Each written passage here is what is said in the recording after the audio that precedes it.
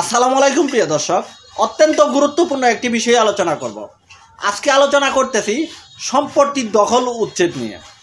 আপনি আপনার বৈধ সম্পত্তি কিভাবে দখল পুনরুদ্ধার করে নিতে পারবেন। আপনার কোনো সম্পত্তি কোনো ব্যক্তি অন্যায়ভাবে অবৈধভাবে দখল করার হুমকি দিতেছে, এই সম্পত্তি আপনি কিভাবে দখল উচ্ছেদ করে নিতে পারবেন। অথবা আপনার বাপদাদার নামে সিএস রেকর্ড আছে, কিন্তু পরবর্তী রেকর্ডগুলো অন্য কোনো ব্যক্তির নামে হওয়ার কারণে সেই ব্যক্তির রেকর্ড অনুযায়ী দখল করে আছে, এই সম্পত্তি আপনি কিভাবে দখল উচ্ছেদ করে নিতে পারবেন। অথবা আপনি সরকারের খাস জমি দখল করেছিলেন, সেই খাস জমি অন্য কোনো ব্যক্তি দখল করে নিয়েছে আপনার কাছ থেকে জোরপূর্বক, এই সম্পত্তির দখল আপনি কিভাবে উচ্ছেদ করবেন, এই বিষয়টি নিয়ে আলোচনা করব। প্রিয় দর্শক, আমি অ্যাপ্রেন্টিস অ্যাডভোকেট মিনহাজ উদ্দিন, আপনাদের ভাই ও বন্ধু। দেশ ও দেশের বাইরে যে যেখান থেকে যুক্ত আছেন আমার সাথে ইউটিউব অথবা ফেসবুকের মাধ্যমে, সকলকে মিনহাজ লিগ্যাল এইডের পক্ষ থেকে অভিনন্দন ও শুভেচ্ছা এবং সকলের সুস্বাস্থ্য কামনা করে শুরু করছি আজকের নতুন পর্বের নতুন টপিক আলোচনা। দর্শক, আলোচনাটি অত্যন্ত ইনফরমেটিভ হতে যাচ্ছে। আলোচনা হচ্ছে দখল উচ্ছেদ নিয়ে। একটি সম্পত্তির মালিকের ক্ষেত্রে সম্পত্তির দখলে থাকা অত্যন্ত গুরুত্বপূর্ণ। আপনার সম্পত্তি যদি অন্য কোনো ব্যক্তি দখল করে থাকে, তাহলে সেই সম্পত্তি দখল উচ্ছেদ করার জন্য আইনের দ্বারস্থ হওয়া আপনার একটি অধিকার। আপনি যদি এই অধিকার আদায়ের জন্য আইনের কাছে না যান, তাহলে পরবর্তীতে আপনার এই অধিকার আদায়টি কিন্তু আর করে নিতে পারবেন না। তামাদি আইনের বিধান অনুযায়ী যখন আপনার দখল উচ্ছেদ করার মামলা করার সময়সীমা শেষ হয়ে যাবে। প্রিয় দর্শক, আপনার সম্পত্তি কোনভাবে বেদখল হলে আপনি কোন আইনের বিধান অনুযায়ী মামলা করবেন, কত দিনের মধ্যে মামলা করবেন, এটি হচ্ছে আজকে আলোচনার মূল প্রতিপাদ্য বিষয়। এই সম্পর্কে জানতে এবং আইনটি শিখতে ভিডিওটি সম্পূর্ণ দেখতে হবে। ভিডিওটি দেখে ভালো লাগলে চ্যানেলটি সাবস্ক্রাইব করে পাশে থাকবেন, পাশের বেল বাটনটি অন করবেন। ভিডিওটি যদি ফেসবুক থেকে দেখেন তাহলে প্রোফাইলটি ফলো করবেন, আর যদি ফলো করে থাকেন ভিডিওটি শেয়ার করে আপনার অন্যান্য বন্ধুকে এই আইনটি জানতে ও শিখতে সহযোগিতা করবেন। তাদের যে কোনো সম্পত্তি যদি অন্যায়ভাবে অবৈধভাবে কোনো ভূমিদস্যু গ্রামের কোনো কুচক্রী ব্যক্তি দখল করে নিয়ে থাকে, অথবা কোনো ব্যক্তি যদি রেকর্ড করে নিয়ে থাকে, সেই সম্পত্তিও যেন তারা উদ্ধার করে নিতে পারে। প্রিয় দর্শক, এই সম্পর্কে আলোচনা করার আগেই সর্বপ্রথম আমাদেরকে আলোচনা করতে হবে দখল উচ্ছেদ মামলা করার সময়সীমা কতদিন। প্রিয় দর্শক, দখল উচ্ছেদ মামলা করার সময়সীমা 2 মাস, 6 মাস এবং কি 12 বছর। আপনি 2 মাসের মধ্যে মামলা করতে পারবেন, সেটি করতে হবে সিআরপিসির 145 ধারা বিধান অনুযায়ী, ফৌজদারি কার্যবিধির 145 ধারার বিধান অনুযায়ী। আপনি 6 মাসের মধ্যে মামলা করতে পারবেন, সেটি সুনির্দিষ্ট প্রতিকার আইনের 9 ধারার বিধান অনুযায়ী। আপনি 12 বছরের মধ্যে মামলা করতে পারবেন, সেটি সুনির্দিষ্ট প্রতিকার আইন 1877 এর 8 ধারার বিধান অনুযায়ী। এখন আসি, কখন আপনি 2 মাসের মধ্যে মামলা করবেন। আপনার সম্পত্তি কোনো ব্যক্তি অন্যায়ভাবে অবৈধভাবে দখল করে নিয়েছে, তখন আপনি সিআরপিসির 145 ধারার বিধান অনুযায়ী 2 মাসের মধ্যে মামলা করতে পারবেন। অথবা আপনি কোনো সম্পত্তির দখলে আছেন, কোনো ব্যক্তি আপনার সম্পত্তি অন্যায়ভাবে অবৈধভাবে দখল করে নেওয়ার জন্য হুমকি প্রদান করতেছে, এই হুমকি থেকে বাঁচার জন্য আপনি ফৌজদারি কার্যবিধি 1898 এর 145 ধারা এবং কি 144 ধারা বিধান অনুযায়ী মামলা করবেন। 144 ধারা 145 ধারা মামলা আপনি তখনই করতে পারবেন যখন সম্পত্তি আপনার দখলে থাকবে। একটি কথা মাথায় রাখবেন, সম্পত্তি যদি অন্যের দখলে থাকে, সেই ব্যক্তি যদি ওই সম্পত্তিতে ঘর উঠা দিয়ে যায়, তাহলে আপনি কোনো অবস্থাতে কিন্তু 144 ধারা 145 ধারা মামলা করতে যাবেন না। অন্যের দখলীয় সম্পত্তি আপনি ঠেক দেওয়ার জন্য, আপনি ঘর ঠেক দেওয়ার জন্য 144 ধারা 145 ধারা মামলা করলে সেটা আপনার বিপক্ষে যাবে, সেটা কখনোই আপনার পক্ষে আসবে না।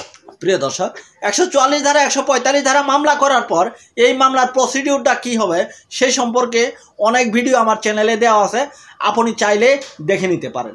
প্রিয় দর্শক, ফৌজদারি কার্যবিধির 144 বা 145 ধারা বিধান অনুযায়ী মামলা করলে আদালত দেখবে না যে সম্পত্তির কাগজ কোন ব্যক্তির আছে। সম্পত্তির দখলে যে ব্যক্তি আছে সেই ব্যক্তির পক্ষেই রায় আসবে।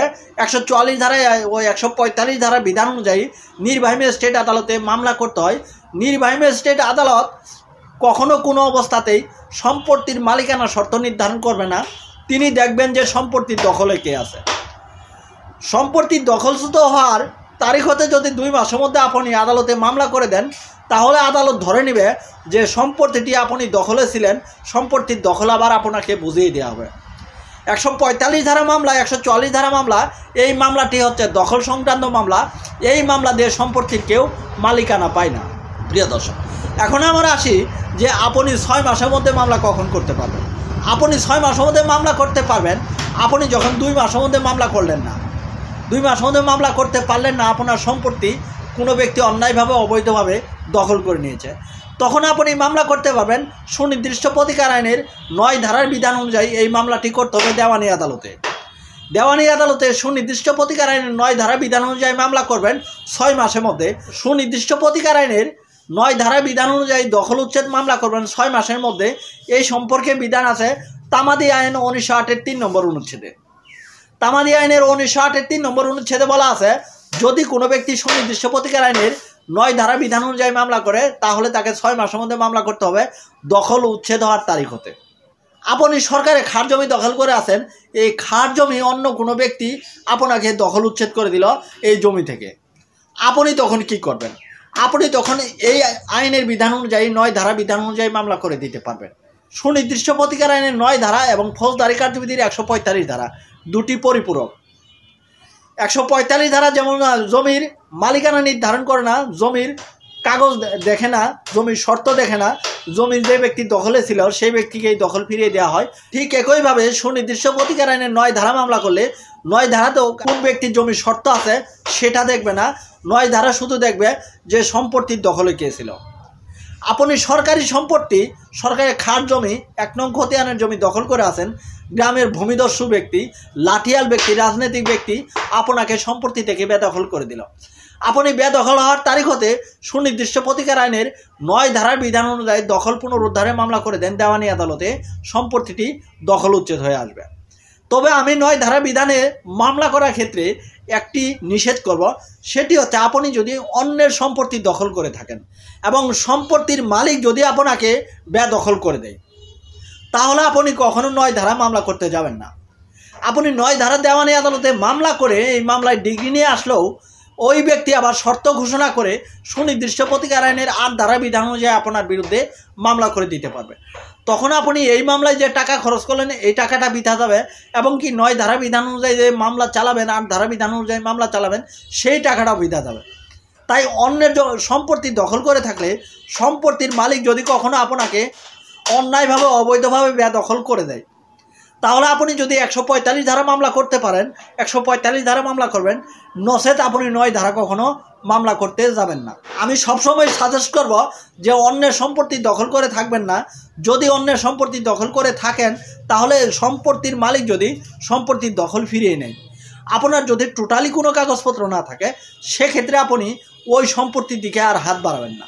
যদি সরকারের খাস জমি দখল করে থাকেন এবং সরকারি কোনো কর্মকর্তা কর্মচারী যদি সরকারি কোনো সংস্থা যদি আপনাকে ওই সম্পত্তি থেকে বেদখল করে দেয় তাহলে আপনি 9 ধারা বিধান অনুযায়ী মামলা করতে পারবেন না, কেননা 9 ধারা বিধান অনুযায়ী সরকারের বিরুদ্ধে মামলা করা যায় না।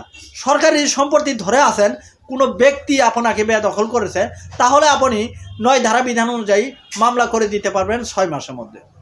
এখন আমরা আসি যে আপনার সম্পত্তি কোনো ব্যক্তির নামে রেকর্ড হয়ে গেছে, এই সম্পত্তি ওই ব্যক্তি 50 বছর থেকে দখল করে আছে, তখন আপনি কি করবেন?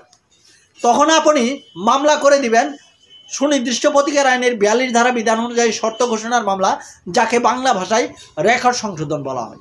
এই রেকর্ড সংশোধন মামলা করবেন 42 ধারা বিধান অনুযায়ী এবং কি এই মামলার সাথে 8 ধারা যোগ করে দিবেন দখল উচ্ছেদ করার জন্য। প্রিয় দর্শক, এই সম্পত্তির দখল উচ্ছেদ সহ রেকর্ড সংশোধন সহ একবারে যদি মামলা করে দেন তাহলে যে ব্যক্তি অন্যায়ভাবে অবৈধভাবে আপনার সিএস রেকর্ডীয় সম্পত্তি নিয়ে দখল করে আছে তিনি 100 বছর দখলে থাকলেও এই আইনের বিধান অনুযায়ী তিনি দখল করে রাখতে পারবেন না, তিনি বিরুদ্ধ দখল দাবি করতে পারবেন না, কেননা তামাদি আইনের 28 ধারা তাকে সাপোর্ট করবে না।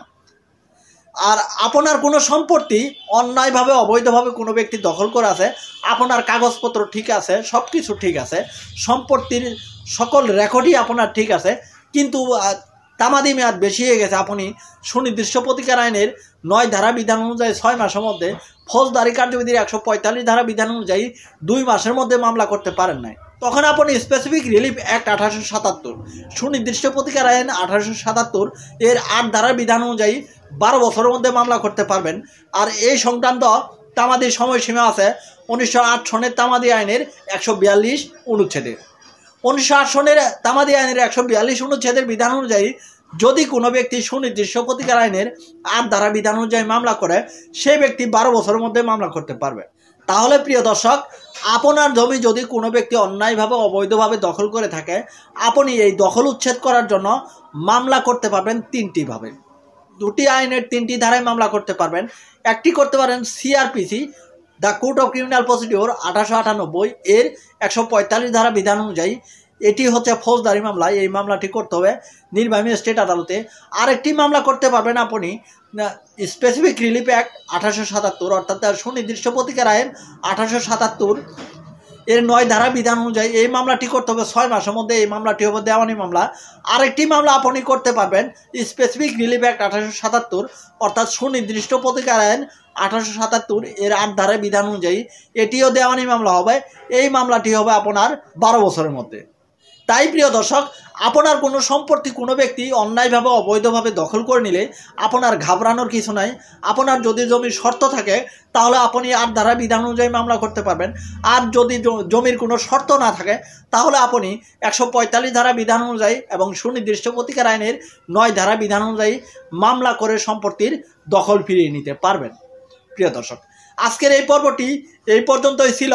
পরবর্তীতে দেখা করব নতুন কোনো পর্বের নতুন কোনো টপিক আলোচনা করার সময়। সেই পর্যন্ত ভালো থাকুন, সুস্থ থাকুন, সুন্দর থাকুন। ধন্যবাদ সবাইকে।